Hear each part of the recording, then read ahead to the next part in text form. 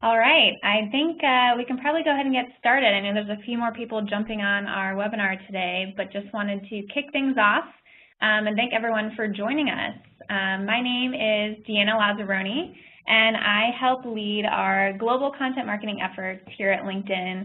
Specifically, I'm focused on creating and distributing content to really help marketers like you use the platform in better ways to reach your goals for marketing. So a lot of you have probably seen that over the past couple of weeks, we've been promoting this new webinar series, Succeed in 2015. And this is the last series, our last webinar, which we're excited to bring to you today.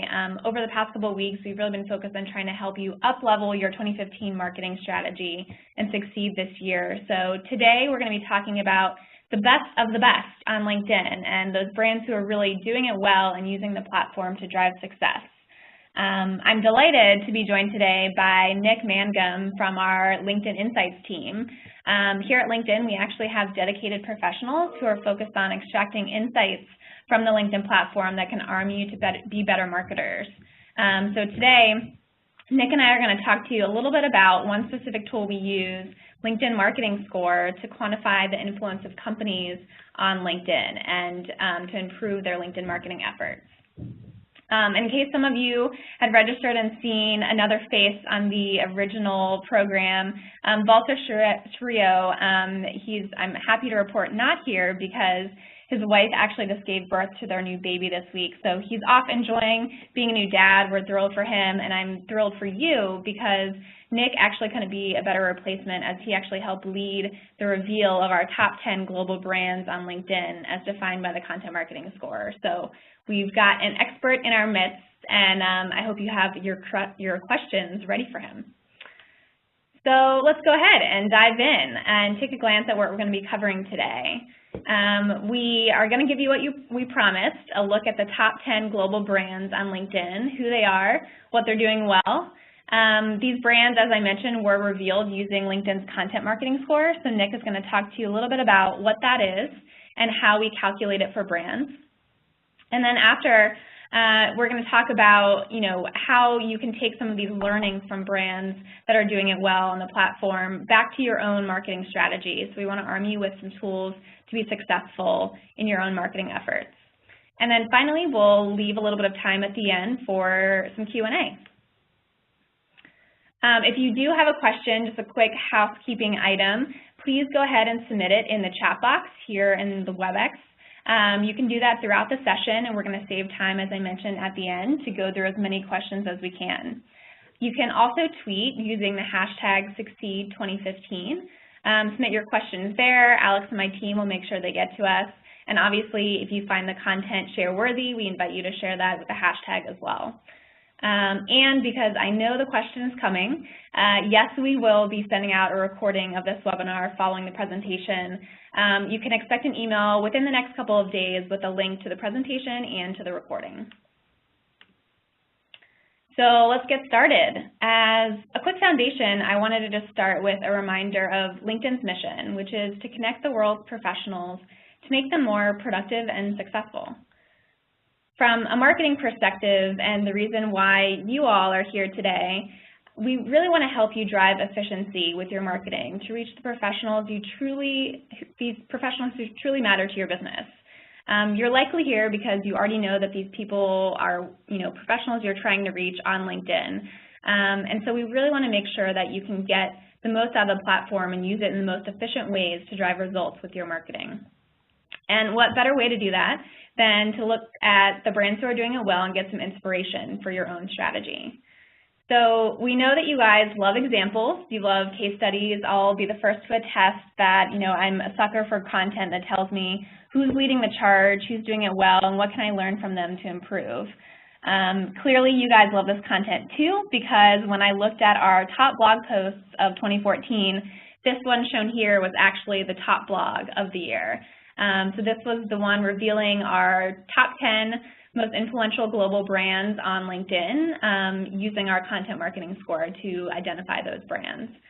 So we got it. You want more of this content, and I'm excited to be able to give it to you today. So let's dive deeper into these top 10 global brands on LinkedIn. Here they are. So as you look at this mix, a few things are really interesting and stood out to me. First, the prevalence of publisher brands, Forbes, Inc., Financial Times. These are companies who are publishing content continuously and amplifying it through the LinkedIn platform.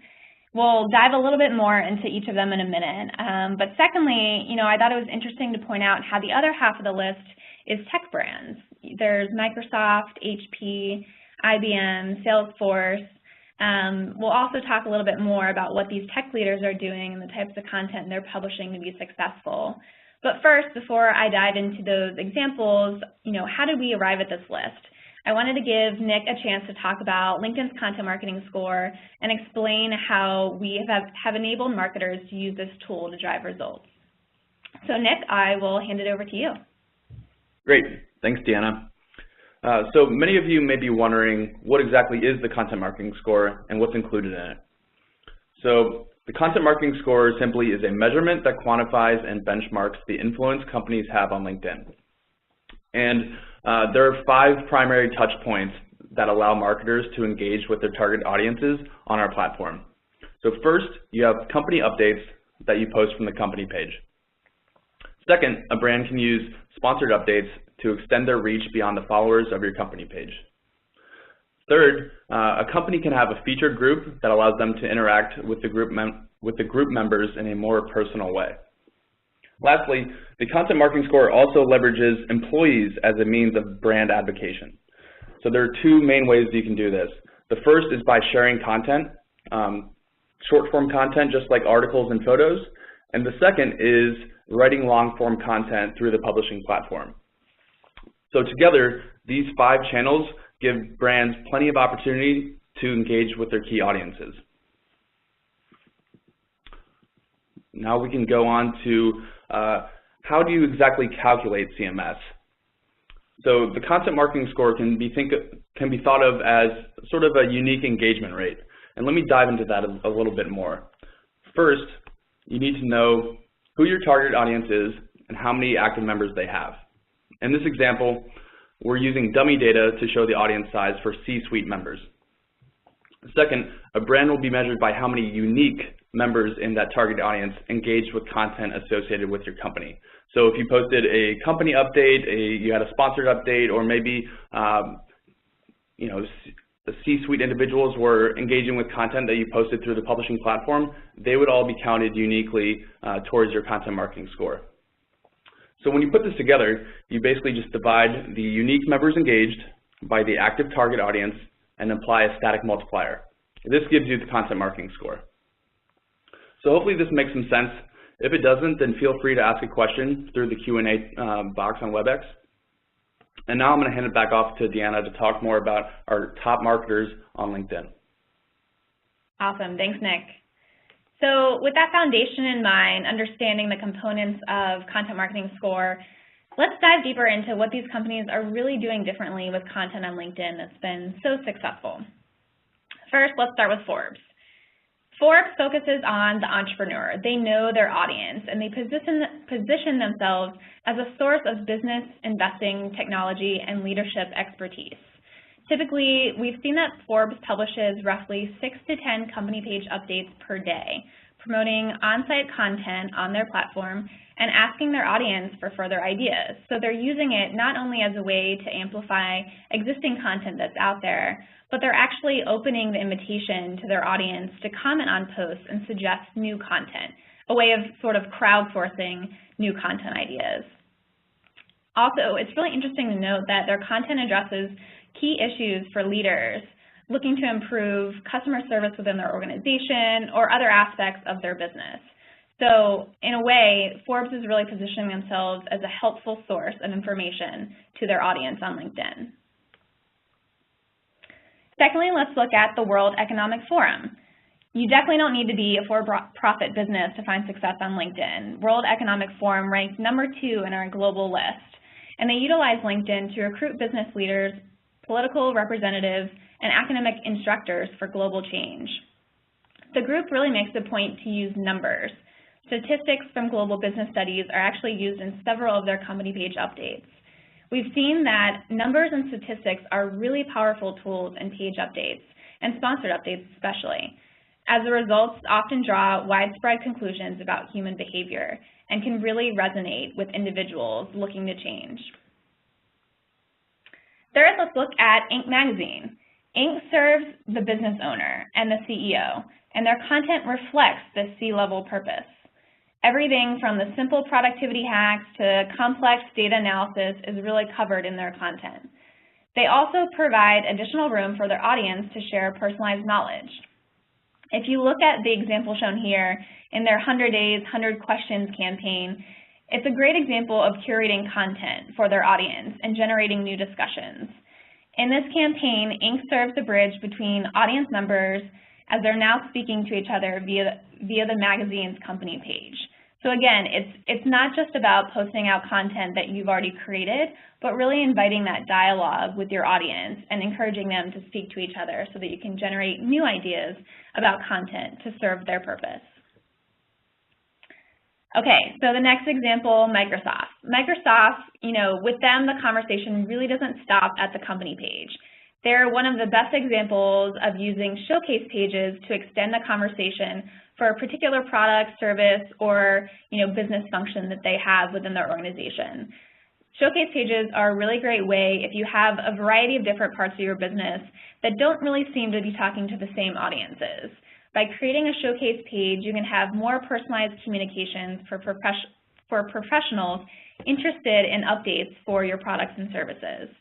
So here you see one example of Microsoft's showcase page for Office, but they have a variety of other showcase pages. And as you think about your own audiences for your brand, consider, is it worth it to create a new page as a showcase page? Or potentially consider publishing targeted status updates to the specific individuals on your own company page. Okay, so the next example, Financial Times. The social managers here really know their business, and they love to ask questions. Whether the concept is data-driven or purely hypothetical, the content on their page is directly designed to encourage engagement and audience feedback. What kind of questions work best for them? Actually, we've seen that rhetorical questions or questions with answers validated by research gain really good responses. For example, in this update here, they're asking about the most undervalued business skill, which is completely relevant with the professional audience on LinkedIn. Questions without a definitive answer can also spark conversation amongst a curious audience. The Wall Street Journal also fares well on LinkedIn for similar reasons. Posts with rhetorical questions and statistics are really common here. However, Wall Street Journal also uses its company page to tease list posts on the newspaper's website. These list posts are actually among some of the most engaging on their company page and serve to invite users toward converting click and discussion. List posts are certainly effective on social. We've seen that 53% of top performing blog posts on social are lists. And the Wall Street Journal definitely uses LinkedIn to tease these lists without giving away the whole content. So as you think about creating your own updates, consider lists and consider how to be teasing your audience to discover the full list. Next, HP. Their company page serves as a great example of the balance between internal content and curated third-party content. While much of the social messaging on the company page points to HP domain, the company isn't afraid to give credit to outside content on their channels. This post referenced here is an article on Lifehacker, a tech-centered blog from Gawker Media. HP isn't directly mentioned in the article, but they still promoted the content as an educational benefit for their audience. Various resources have debated the sweet spot between content creation and curation, but it's clear that this company page shouldn't be just about forums for self-promotion. HP generates goodwill amongst their audience by promoting industry news outside of the company walls. Salesforce knows also how to engage its audience with helpful, attention-grabbing posts. As part of their LinkedIn marketing strategy, Salesforce company page updates are generally kept short and direct, rarely consisting of more than one sentence in length. We've seen that 140 characters is really a sweet spot to aim for when you're posting content on LinkedIn. For the Salesforce team, the short and to the point strategy works. As a matter of fact, status updates instantly encourage agreement or disagreement directly in the company feed. For IBM, it's no surprise that they made this list. The majority of their content is posted in a visual format. Infographics, images, illustrations, links to YouTube videos, they're really driving success with visual content on LinkedIn. And it's a vital marketing tactic. Visuals we've seen are processed 60,000 times faster than text. So the brain is naturally drawn to graphics and videos. IBM utilizes several forms of visual content in their updates, and the results speak for themselves. And Mashable, the self-proclaimed online purveyor of connected generation, knows their audience, and as a result, they deliver content with as few strings as possible. This makes the content easier to consume on mobile devices where much of their audience resides. So when I take a step back and look at all of these examples, there's a couple of things that I realize they have in common. 3 simple practices. They're continually updating users on industry and company news. They're releasing new and engaging content tailored to specific audiences. And they're adding their voice to relevant conversations that their audiences care about. But when I took a step back even further and looked at some of the data behind these global brands, a few things were pretty interesting and stood out to us. First of all, when we look at volume of content from these brands, there's a lot going on here. So on average, these companies are publishing about 112 status updates per month, which is about 4 per day. Now, we definitely don't expect every brand to be doing this, but as a rough, benchmark, we've seen that somewhere in the 1 to 3 per post range per day is a sweet spot. So as you think about your strategy, you can certainly work up to that 4 per day mark, but something to start with is just making sure you have at least 1 post going out per day. Then move up the ladder. Let's do 2, let's do 3. These brands are certainly, creating engines of content that they're continually running on their pages. So it's interesting to note how much volume is actually being pumped out through their channel each day. Secondly, their target audiences, are pretty vast. So they're roughly 880,000 organic followers, which they're reaching with targeted status updates. As I mentioned earlier, you can use status updates to target specific individuals. You can also create showcase pages if you have specific audiences that you want to be reaching with dedicated content. And as you're thinking about your targeted status updates that can be published organically through your page, another consideration is sponsored updates. So one thing that we've also seen with all of these brands is they're using sponsored updates to ensure that their content reaches the intended audience at scale. They're publishing sponsored content frequently, and they're seeing performance. So about 1.5x higher than the platform benchmarks for engagement rate.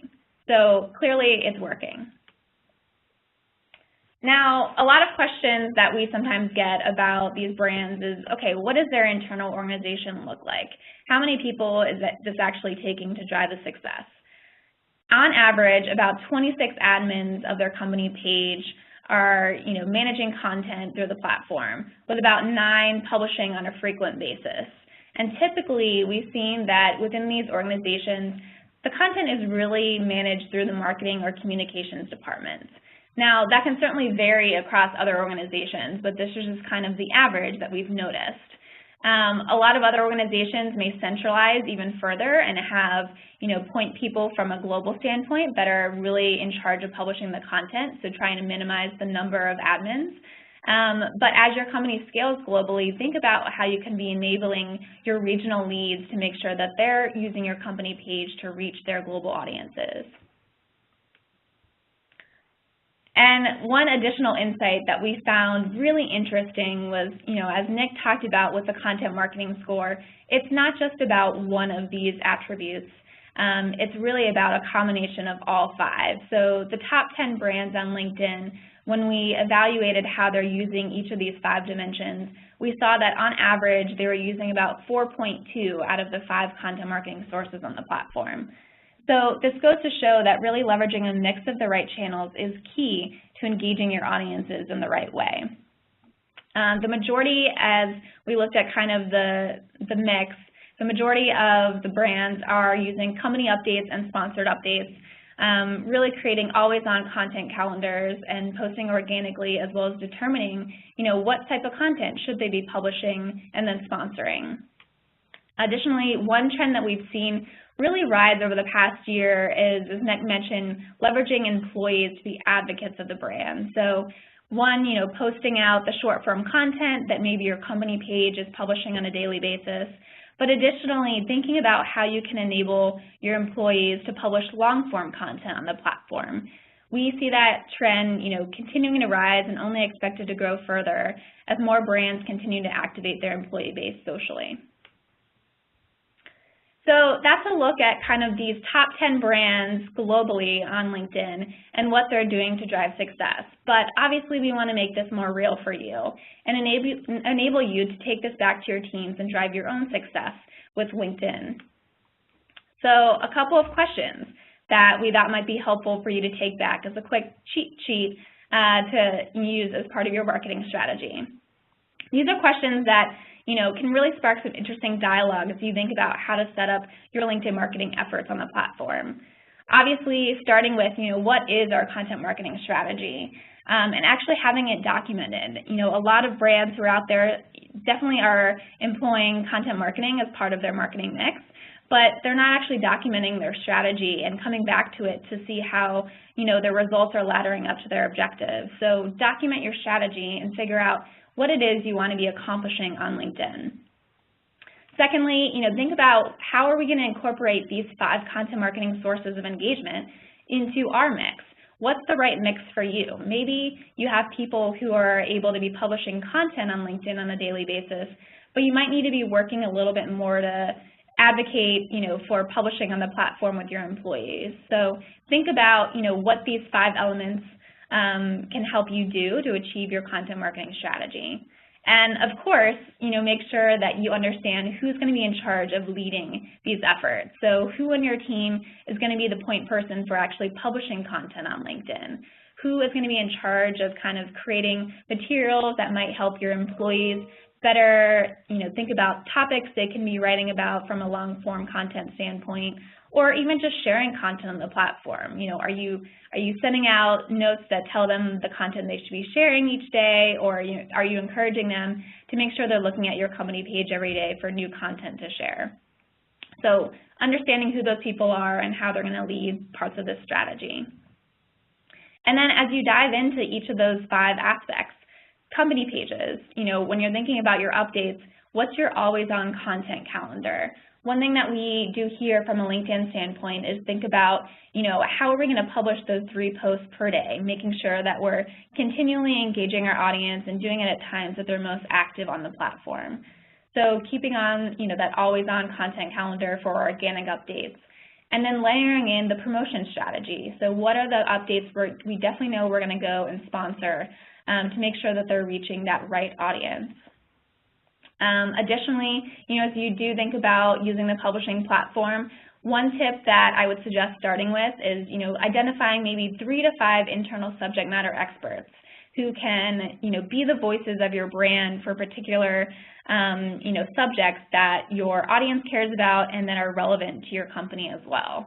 So maybe it's, internal executives who are already faces of the company, or subject matter experts. If you have someone who, is a content marketing expert and you're a marketing brand, obviously you want to make sure you're getting those people in front of your audience to lend their own voices and build your own credibility.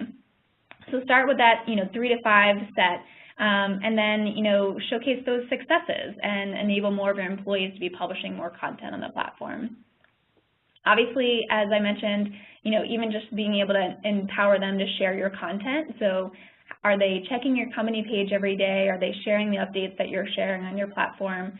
How are you empowering them to broaden the reach of your content? And then lastly, how are you going to be leveraging LinkedIn groups to drive meaningful conversations with your audience? As you think about not only your own groups, think about, how you're participating in other groups on the platform so that you show up in conversations where your audience is engaging. And lastly, we can't forget the most important question you're probably thinking is, how can we make this top global brands list coming up this year? So we are going to be publishing this list again later in Q2 of 2015. So as you think about your mix, you can be thinking about how to improve your own score. If you are already a LinkedIn Marketing Solutions customer, so you're already spending about $25,000 per quarter with us and you have a sales rep who's likely assigned to you, you can work with our rep to actually get a report generated that will identify what your content marketing score is today, and then strategize about, the different levers you can pull to improve that score over the next couple of months.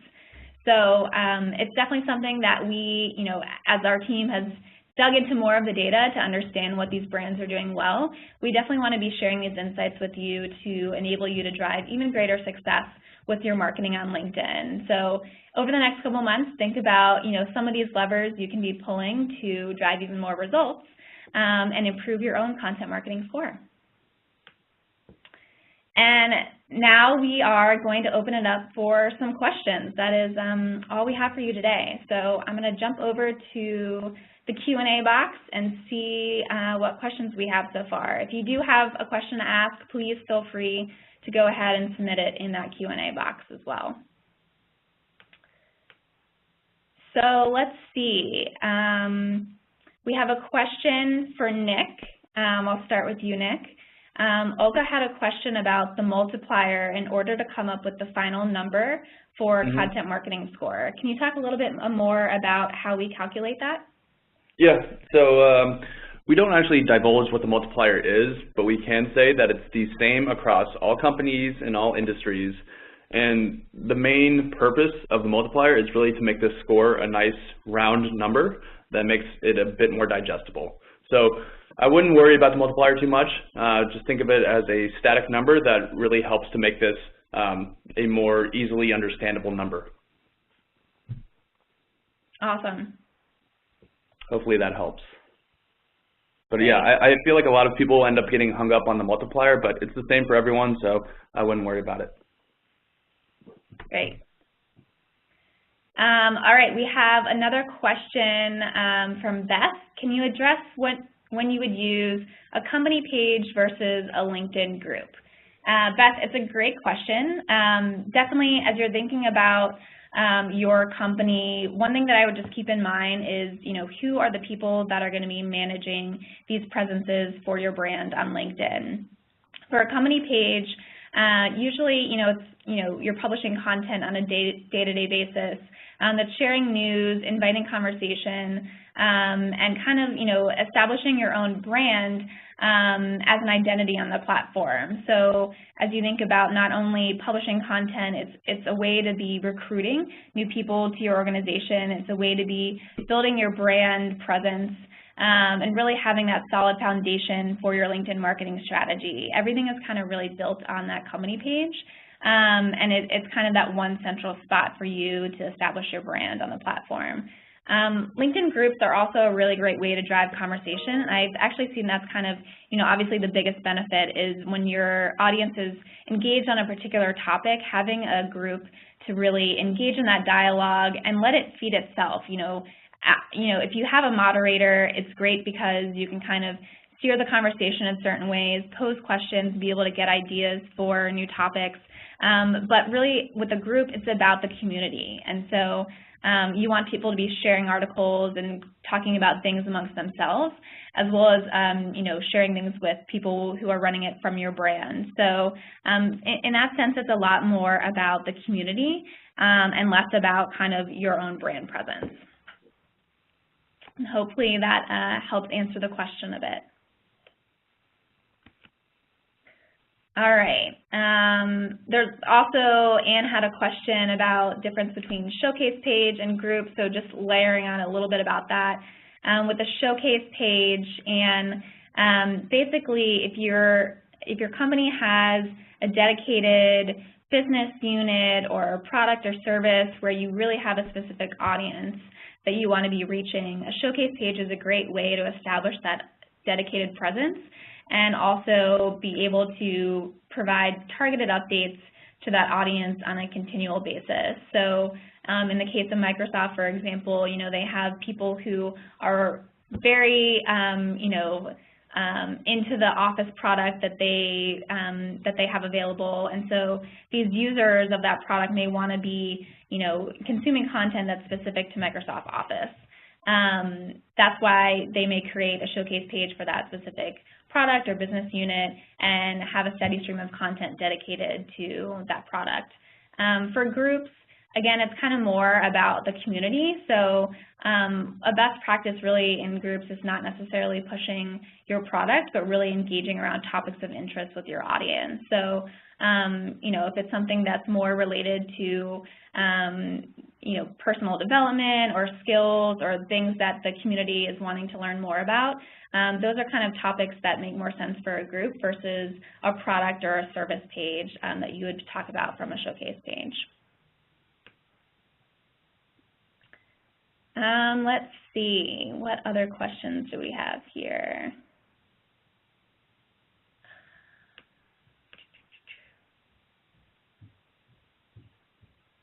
Nick, I might have you answer a little bit about just a content score. How do you know if it's good? Understanding a little bit more about, how this score, is a signal of good performance on LinkedIn.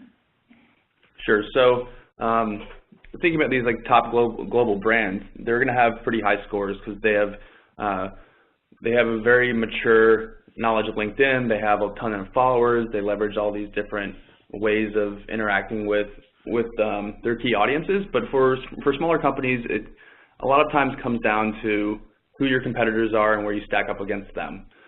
So that's a big component of the content marketing score, is not only giving you a score, but it's letting you understand where you rank amongst your competition. And we don't have any publicly facing kind of benchmarks for various industries. It varies a lot in terms of how you leverage the platform. But we definitely recommend reaching out and potentially working with our sales team to get a very comprehensive report that's going to help drill down into the best practices on how you can improve your score, as well as where you stack up against your peers. So I think the main thing there is really not shooting for a specific number, because it might not be attainable for every single brand based on budgets, based on size and how many employees you have. But it is important to think about, in your space, in your industry, your company size, how you can make the most of your marketing mix by leveraging all these different touch points. So we definitely recommend reaching out and hopefully getting a comprehensive report that shows you how you're stacking up against your peers. And Nick, I actually, there's another question about CMS, and I don't know if you can speak to this at all as well, but do we ever publish CMS rankings by industry, or is there any insight you can share in kind of CMS, by different verticals? Yeah, it's something that I'm pretty in touch with internally because it's a pretty key data point here. But we haven't, I think for the 2 blog posts we've done around the content marketing score, we haven't really dug into industry specific. As you've seen with the top 10 global brands, a lot of them are in the tech B2B space, or there are a lot of publishers, but it does vary a lot by industry. And the scores, the amount of engagement, it's going to be way different for a manufacturing brand than it is going to be for maybe a tech brand. So we understand that there are some pretty key differences for each industry. And hopefully we can come up with something good and outwardly facing, some good PR that helps inform all these different industries and brands about how they can understand the performance across their industries. But we haven't done anything in that regard yet. Cool. So maybe something for us to look at in 2015. Yep. I think it's a great idea. I know from a content standpoint, we're definitely looking at, I see a lot of questions about specific, size companies or verticals, and this year, a lot of my team is focused on, kind of segmenting out some of these insights as well as tips about specific verticals in certain size companies. So if you're a financial services marketer, for example, we're working on a guide to help you more specifically drive success for financial services.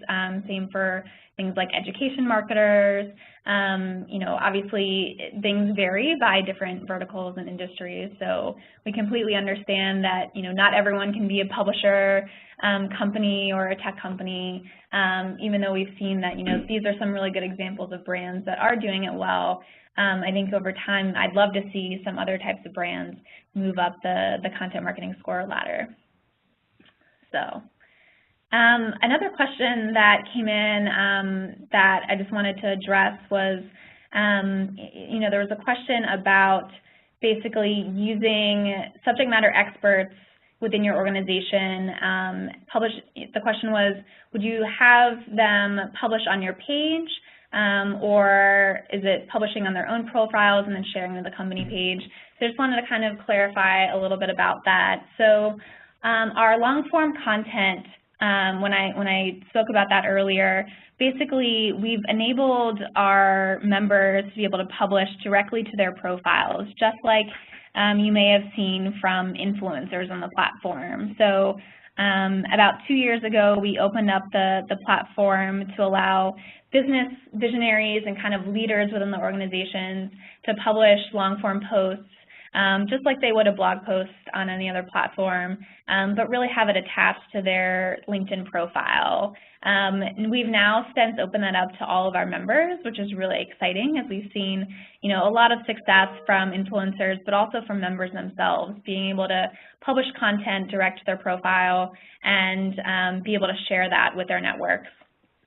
So yes, to answer the question, using long-form content, you can have your subject matter experts publish direct to their profile, and then share those articles through your company page. There's two benefits of this. One is, when someone sees, let's say it's your CEO or a director at your organization, they recognize the organization name as a result of recognizing the individual. There's kind of a halo effect that's created because, if they view that person as an expert, as a credible source of information, by association, the company kind of also becomes a credible source as well.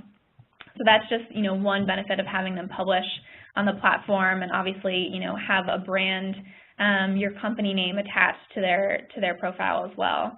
As you share it on your company page, it's a great way to showcase how you're bringing this, information forward from your employees. So it's not just the brand that's talking to its audience. It's really these individuals who you're putting a face to, so that other people can connect with people. It's kind of a little bit of human-human interaction. So publishing those pieces of content on your company page can help humanize your brand, so that people understand, there is a person on the other end that has opinions and perspective to share. So I'd suggest kind of playing around with that mix and seeing, what types of content work best on your company page, and sprinkling in more of your employee posts into your mix. We've definitely seen a lot more brands doing that and finding it to be successful. So hopefully that answers that question for you, Anne. All right, we've got a lot more questions coming in. I'm going to try to get through as many of these as I can. Let's see. Any tips on growing your follower bases for company pages and showcase pages? Yes. So like I said, setting up a showcase page can be a great way for having a dedicated presence for a specific product, service, business unit, etc. But a lot of times, brands come to us and say, well, we're starting at ground zero, so how do we build up these followers? It's a great question. One tip that I would provide is obviously using your existing channels to message out to your audiences that this new presence exists. So when we launched the LinkedIn Marketing Solutions Showcase page, for example, we used our existing LinkedIn company page to tell our audience of marketers, hey, this new page for you exists, and make sure that they know they can go follow that page for dedicated insights and information for marketers. Additionally, if there's other means of communication that you're sending out to your audience, if it's a newsletter or you're publishing a blog, you're using other social channels, think about how you can work in messaging to tell them that this new page exists for them to follow as well. So, tap those existing communities. There are obviously paid ways that you can increase your followers on the page. Follower ads is one tactic that we definitely used and tested out as we launched our own showcase page. So these are basically ads that appear on the LinkedIn platform and allow you to target specific audiences. So if you have, a group of individuals that you want to make sure are definitely following your page, you can target ads direct to that audience on LinkedIn, and it'll dynamically pull in their LinkedIn profile, so it feels a little bit more personal, relevant, and it'll invite them to click over to start following the page right away. So a little bit of, organic as well as paid tactics that you can employ for building your follower base. And then lastly, I would just say, make sure you're publishing a steady stream of content.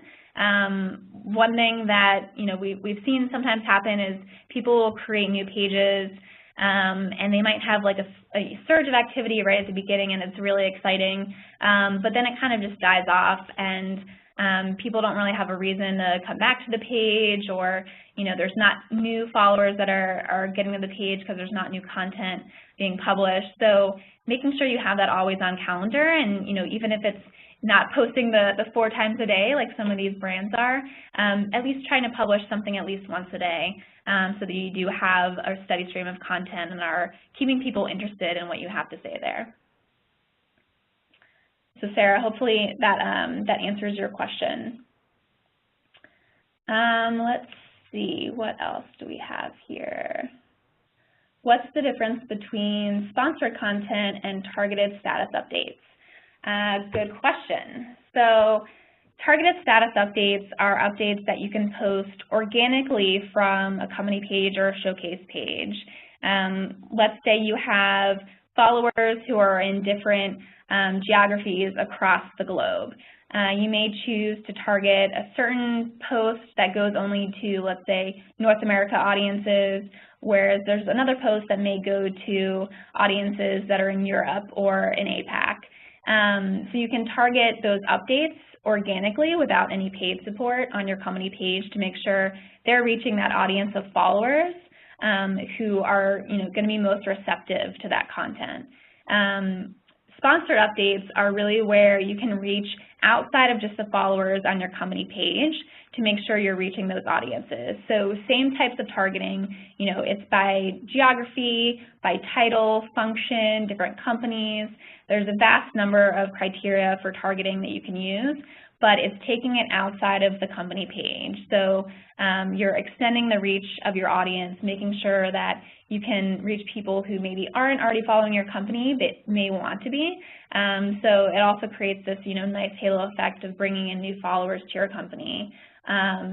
Although we've definitely seen, people using sponsored content to drive to their websites or to their blogs.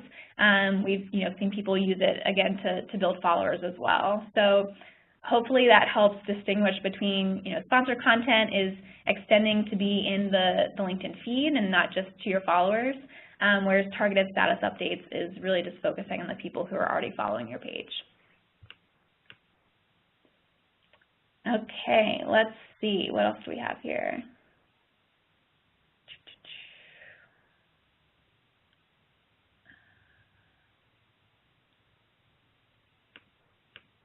Oh, and Sarah, I'm glad that answered your question. She said, yes, thank you.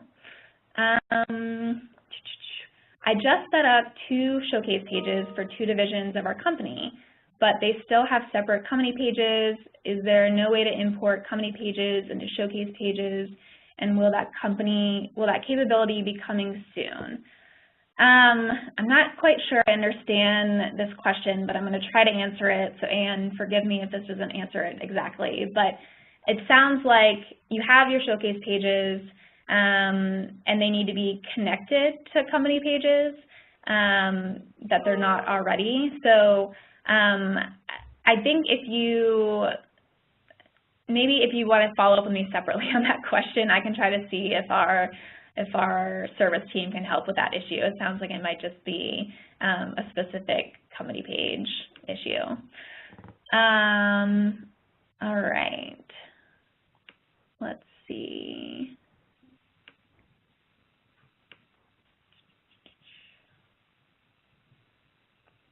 Okay, Laura Black says, what recommendations do you have for receiving a high reach in LinkedIn Pulse, and how is the algorithm calculated? So we don't actually divulge information about the algorithm for LinkedIn Pulse, but I'll say it's kind of a mix of, obviously looking at what is performing well on the platform and making sure that, it's obviously targeted specifically for the individual as well. So on your LinkedIn profile, there's certain things that, you've shared, your network has shared, and, there's certain criteria that surface more relevant content based on those data points.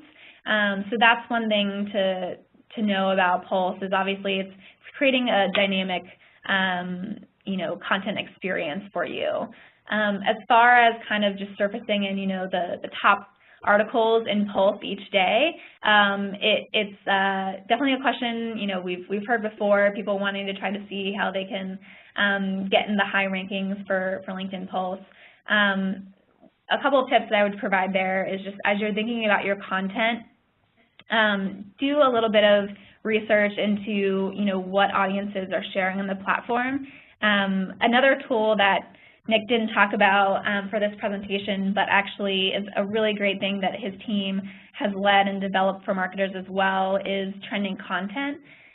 So this is a tool that is complementary to Content Marketing Score and identifies topics that are resonating with certain, professionals on LinkedIn. So you can understand, in the financial services category, if there's specific topics that audience is sharing more broadly than other topics. You can, obviously take a lot of different filters to the network, as you can imagine, to really get down into the details of certain audiences and what they're sharing. But basically, the gist of it is it surfaces insights for new content ideas for you. So if, you see your audience is really sharing content that fit into a couple of different categories, using those insights to go create new content that fit in those categories is obviously one great way to think about, the LinkedIn Pulse algorithm and trying to make sure that you're getting into those top feeds. Other couple of things that I would just mention there is, making sure that you're thinking about keywords and different aspects of your content that, your audience is already searching for. And then lastly, obviously just like keeping it really, compelling content, quality content. We see sometimes that people are posting articles that might be a little bit of link baiting headlines but really don't have substance behind it. So sharing content that is helpful and purpose-driven and has a really helpful tone to what you're trying to share with your audience. Obviously that type of stuff does really well on LinkedIn. And so as you think about your content, think about how you can be helping our audience of members on LinkedIn. All right, we might have time for like two more. Let's see.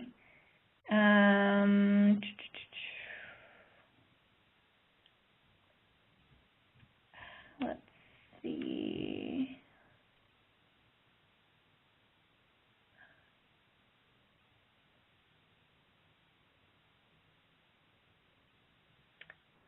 Okay, there's a question from Paul. Have you developed some sort of metrics for top performing smaller or mid-sized businesses on LinkedIn? No, we have not, Paul, not to my knowledge at least. Nick, you can maybe speak more to that if you'd like. But like Nick mentioned, we're continually thinking about more insights and things we can be providing companies of all sizes on the platform. One resource that I would just point you to is there's actually a small business for LinkedIn website which is smallbusiness.linkedin.com, and there's a lot of really great resources there that can help people who are managing more small business audiences in the platform from a marketing perspective, but also just from a broader LinkedIn perspective as well. So if you haven't checked out, there's a lot of great tip sheets, guides, just general helpful content specifically targeted to the small business audience.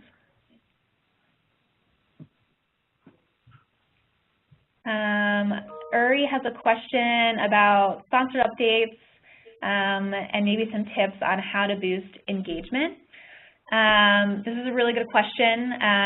I've actually presented a webinar previously on kind of some tips for sponsored updates. So a couple of just highlights from that in the interest of time.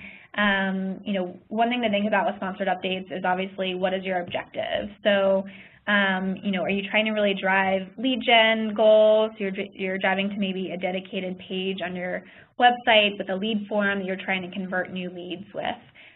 Or are you really trying to drive brand awareness, in which case, getting the impressions on LinkedIn and really driving engagement with high impact creative might be more of the tactic that you use.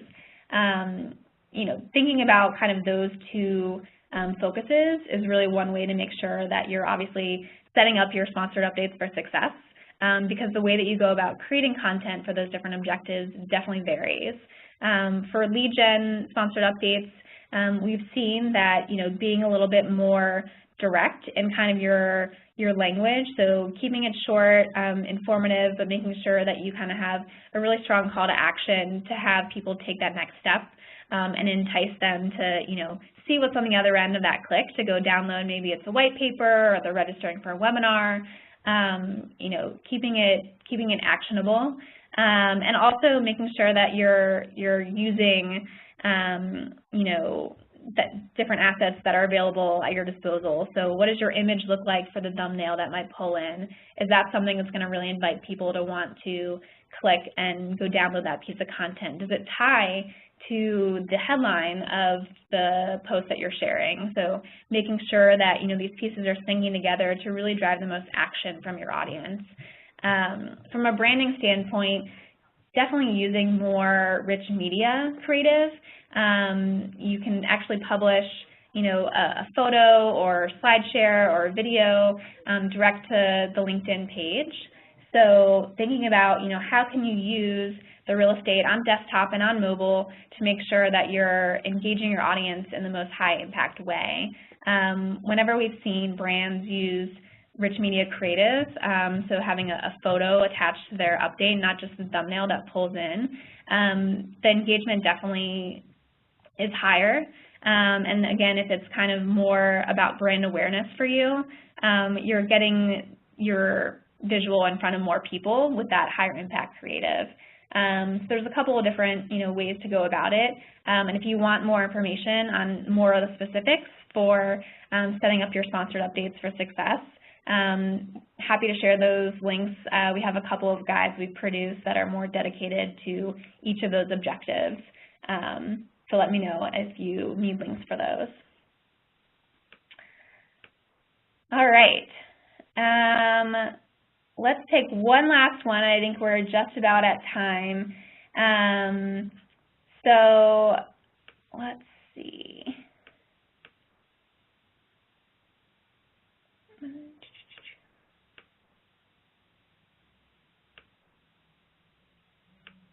Yes, I just had a couple questions come in. Can we share the links? Yes, I will send out the links in this Q&A box. We're also going to be sending out links afterwards to the presentation, so we'll make sure that you guys get those as well. And lastly, just closing out about using company pages for global audiences. There's a couple of questions, so I'm going to try to tackle maybe in one answer a couple of these questions in here. So best practices for global audiences on LinkedIn. As I talked about with company pages, you can definitely target updates from your company page to different global audiences. And usually the way that we've seen that work is there's one central administrator who let's say, owns the page. But from there may be regional admins who want to be publishing content to that central global company page. So the way that we actually work here at LinkedIn is we have one person who the content is kind of vetted through, making sure that, you know, it's still consistent with the voice and tone of the full page, making sure that it's on brand.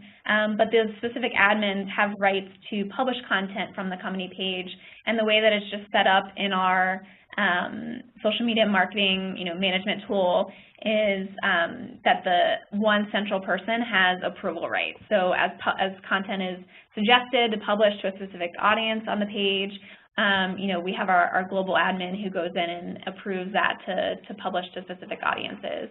So that's how that kind of works. But from there, we also have people who manage dedicated showcase pages. So you can do it by country if that makes sense.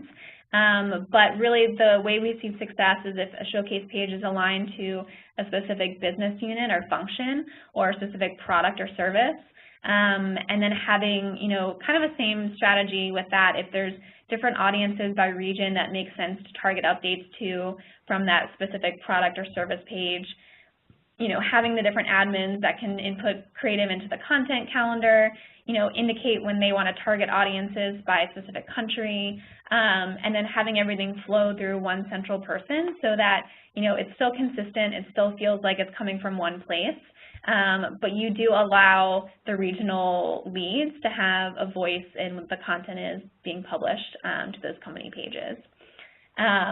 We've released a lot more tools for pages that, you know, are global in reach, and we're continually thinking about some of these pain points. I know a lot of times it's hard to kind of organize all of those parties across global time zones and, you know, global calendars. So, you know, for LinkedIn specifically, we're kind of doing it ourselves and understanding what some of those challenges are so we can make sure we're innovating the product and also producing content that help you be more successful in that way. So stay tuned for more there. Hopefully that helps answer some of the questions about using company pages and showcase pages for global audiences. And I think that's about time for today. Thank you everyone for all of your great questions. Hopefully I was able to answer them well for you. I know there were a couple more, so feel free to you know, check back for additional links, and hopefully we can continue to help answer more of these questions for you so that you can drive success with your marketing on LinkedIn. Thanks everyone.